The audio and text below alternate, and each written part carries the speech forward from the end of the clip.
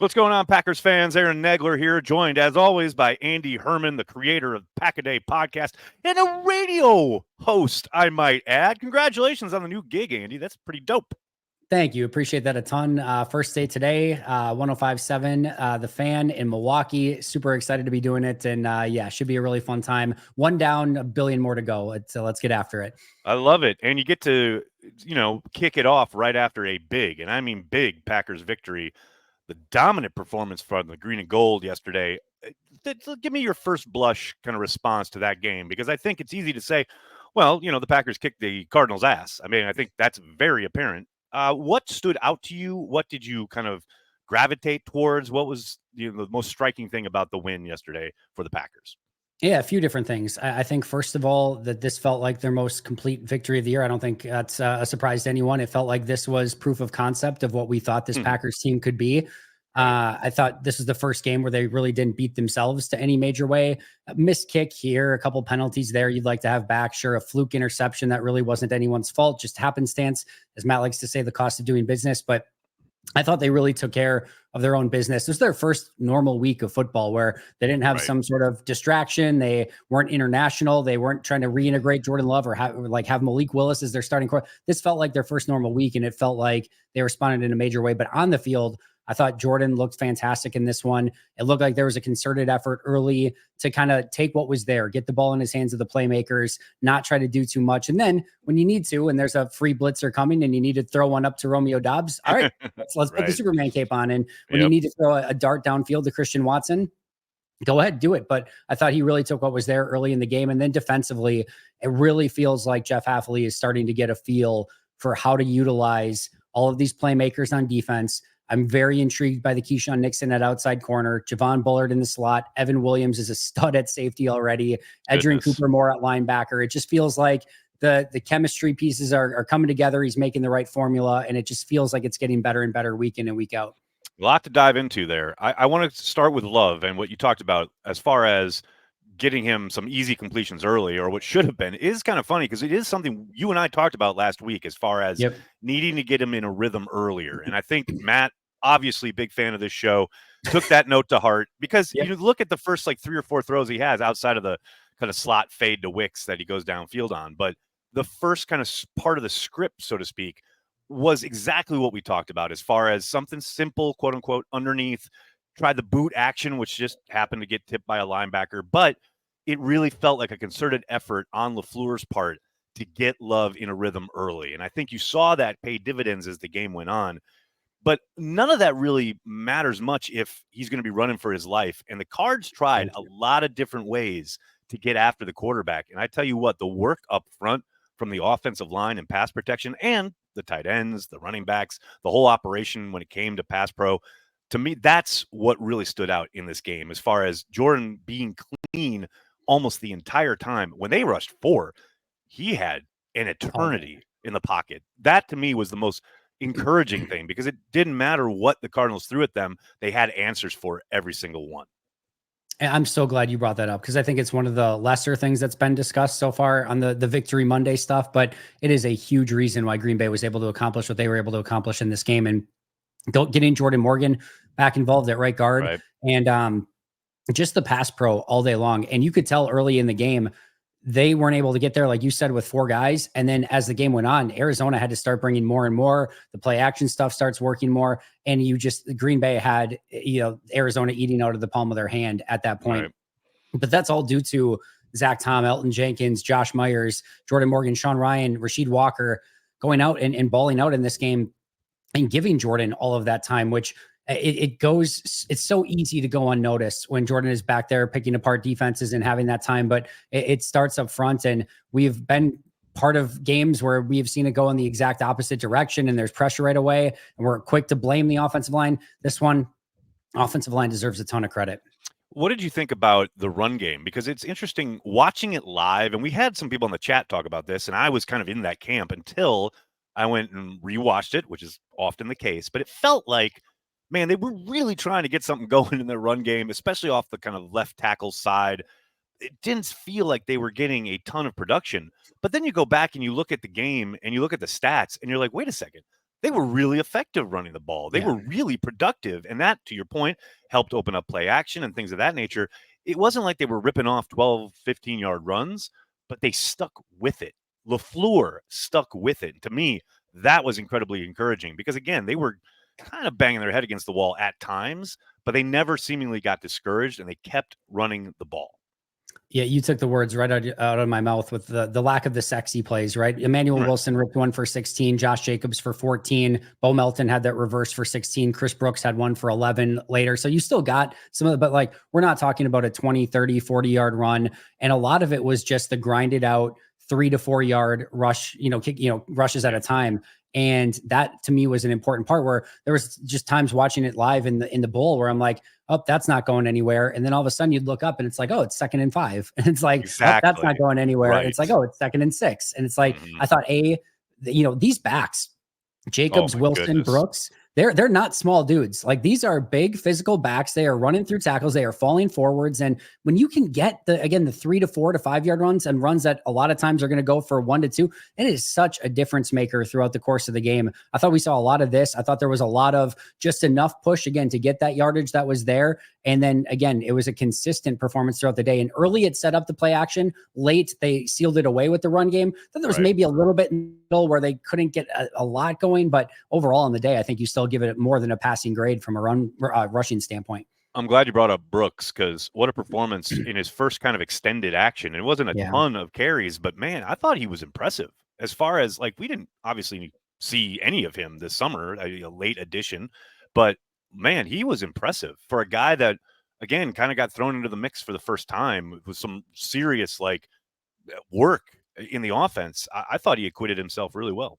It's funny because when Green Bay picks somebody up like this, if it's on the 53, if it's on the practice squad, I'm not always as eager to jump on the tape as quick. But if it's a regular, roster guy, 53 guy, I'm like, all right, let's see what this guy's got. And like, for example, this past week, I threw on John Fitzpatrick and I'm like, yeah, it's fine. Whatever. It's like a back to the roster guy. When Chris Brooks gets thrown on, I'm like, my goodness, like, this is a legit running back. Like, some of the stuff we did in preseason and regular season last year when given the opportunity, I'm like, what is Miami? And I know that they have a stable of running backs that are really good in Miami or whatever, but those are like, that's the time to strike, is when you have a team that has maybe more depth than they know what to do with. You see them cut a guy like Chris Brooks and you take advantage of it. It's exactly what Green Bay did. I think he's a really interesting back. And listen, I don't know where he fits in once Marshawn Lloyd comes back, and we'll see what happens there. You've got Wilson, you've got Josh Jacobs, but man, if that's your fourth running back, I feel really, really good about the depth of the running back position. And we'll see if he can hold on to that 53-man roster spot. They're going to have some roster gymnastics to do. They got to make a decision on Jonathan Ford this week if they want to put him on the 53 or not. Again, Marshawn Lloyd could be coming back. So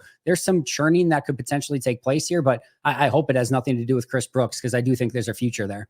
I agree. And it's interesting with Lloyd. I think, if I'm not mistaken, I think this is the week that he can start practicing. I mean, I don't know. We're recording this on Monday, but Wednesday could potentially see him back on the practice field if, depending on where he is in his recovery.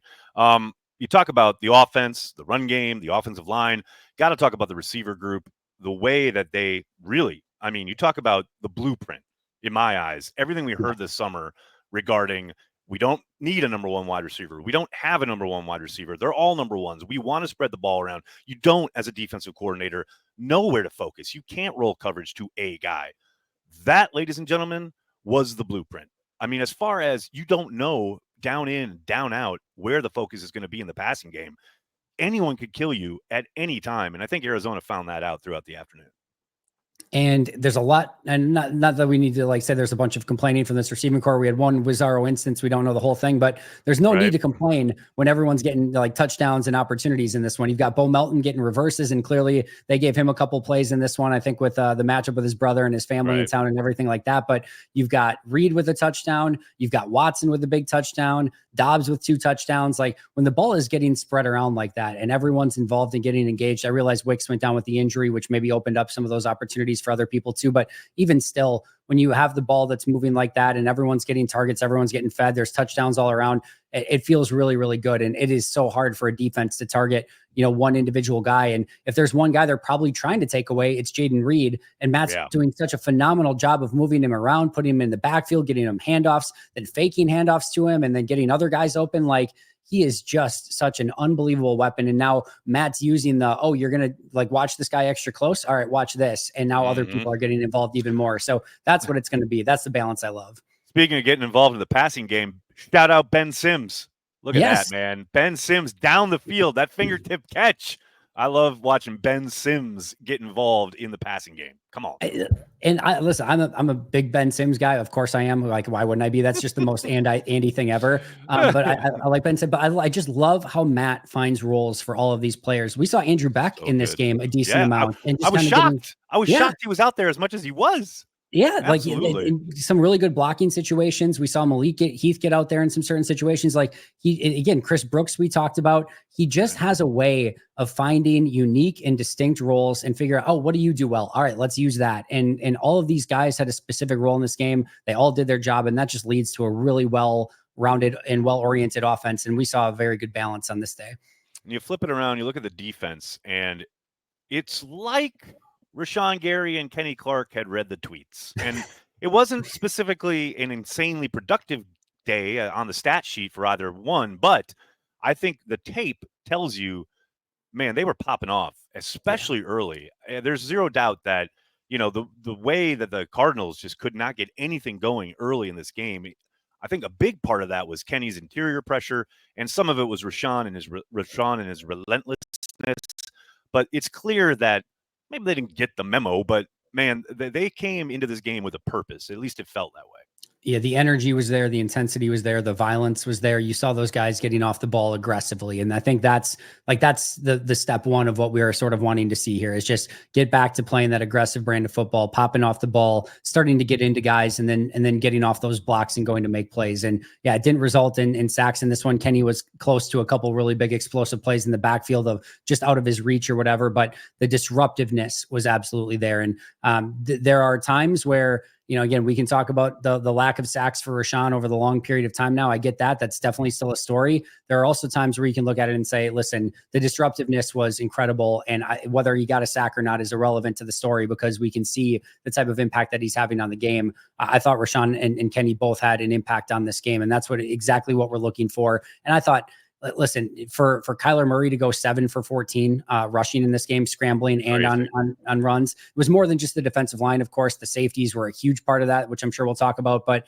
overall, to contain him at the level that they did, and especially once Marvin Harrison Jr. goes down, of like, you don't have that big playmaker down the field. They did a great job getting McBride involved, but outside of Trey McBride, and you kind of knew, all right, if Trey McBride's not going to go for 250 yards and 4 touchdowns in this one, you kind of knew that wasn't going to be the case. So I thought they contained Kyler. They did exactly what they were supposed to do, and job well done for the defensive line in this game.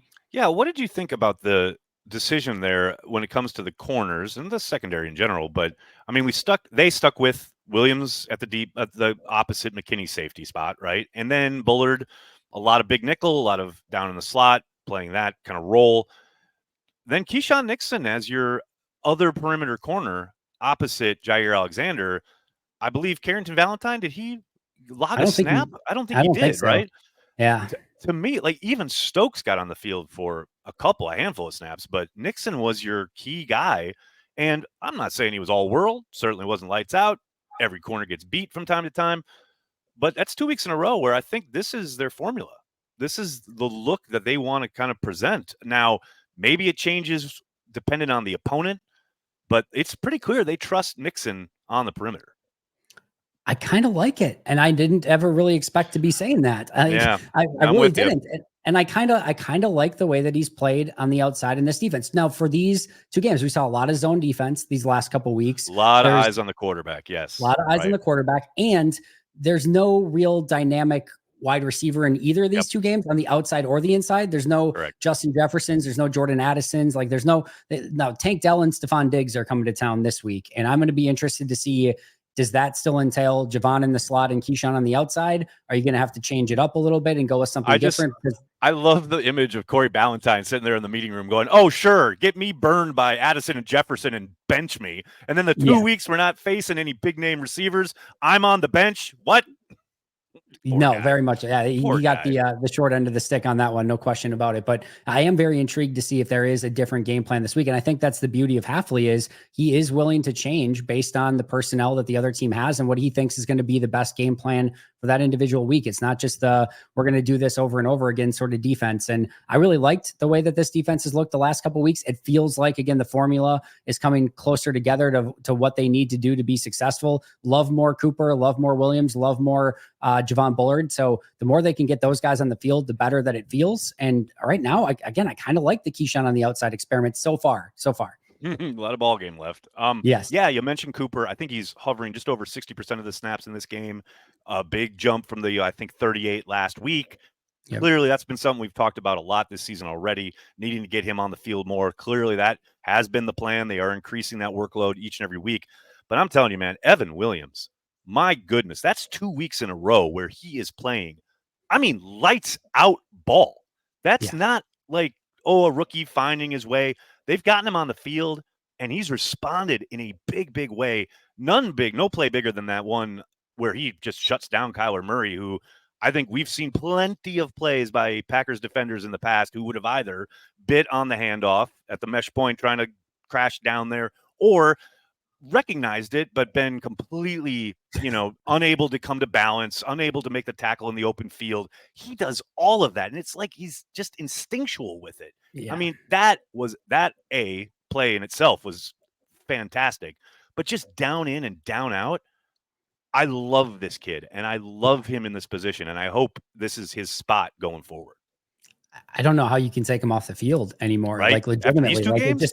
it just feels like he's that freaking good already. And the Packers are very clearly better when he is on the field. And that play that you talked about, like Tommy DeVito last year got by multiple guys that they brought off the edge. Tommy DeVito. And we're not even talking about Kyler Murray. Kyler Murray, Evan Williams was asked last week, how do you get him down in the open field? He's like, that's a great question. And to just have the calm and the composure and the poise, just to let the play come to him, not try to do too much, not buy any fakes. He knows he's going to have to come past him at some point, and then just it sounds simple, just make the tackle, but it is not simple on a guy like Kyler Murray, who has made some of the best miss in the open field. And then on the other side of the field, Javon Bullard has one where Murray gets outside. TJ Slayton is on a twist to the outside. And of course, like Slayton's only going to be able to do too much to contain Kyler Murray if Kyler Murray wants to run. And of course, Murray gets around him and Bullard comes screaming from the opposite side of the field at an accelerated pace. And then Murray starts to give him a little shake and a juke. And Bullard just breaks down in the open field, says, if you want to come back, I'll be there for you. Oh, you're going to keep going? I'll just accelerate right back to you again. And that's a play again in the open field where we have seen defensive players miss over and over. And understandably, Kyler Murray's a ridiculous player in the open field in that situation. And Bullard just had no problem with it whatsoever. I mean, those young players taking plays like that could have gone for huge Kyler Murray runs. And we saw it last week against San Fran. And instead they're just completely nothing.